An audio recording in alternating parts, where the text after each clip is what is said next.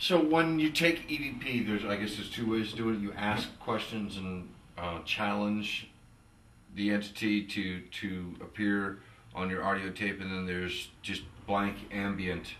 We'll come back and get it later. You chat amongst yourselves. Well, yeah.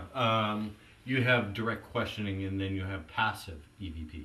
The direct questioning is, as stated, you're asking questions and you're looking for deliberate responses. Other types of EVP or passive EVP is taking a microphone and recorder and leaving it in a room unattended, looking to record whatever may happen in a room without the presence of a person. I prefer to do a non-aggressive EVP questioning. And the reason I do that is I equate, spirits with regular living human beings.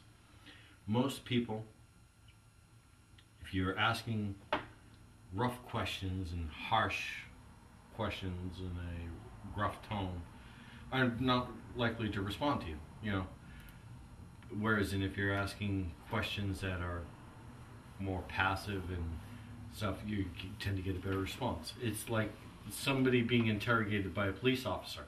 Where were you on this night? Why did this happen? You're not going to want to verse anything that can potentially get you in trouble. So you're going to clam up and give very little answers, if any.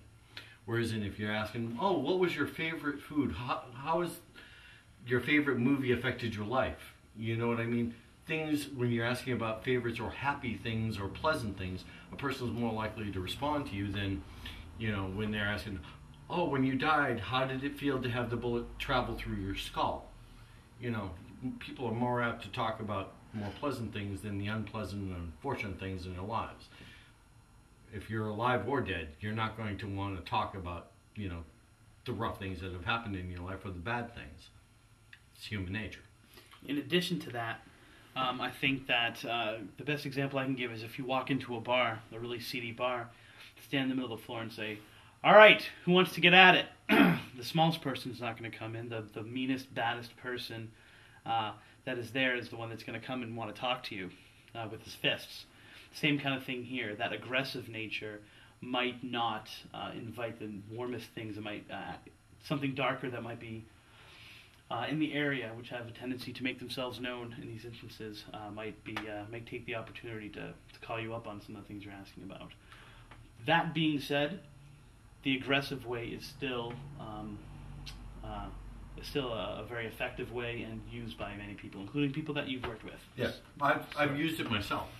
I will start off with a more passive way, a more benign way of questioning, in the hopes of getting more answers. I've gotten sentences full of responses.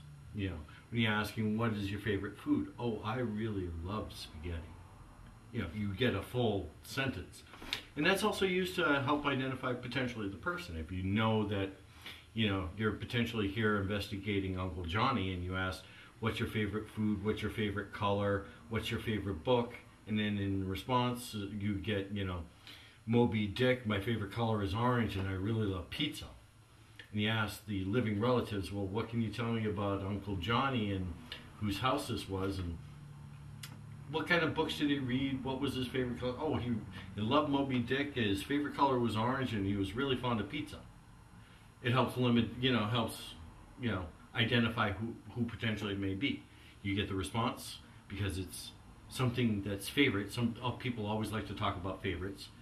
When you're trying to interview or do EVP work with men, you tend to ask things about their work. If they were craftsmen, they're very proud of, I built this house and because I was a carpenter, or I painted this and that. If you're talking to women, most women have children, that's the biggest part of their lives.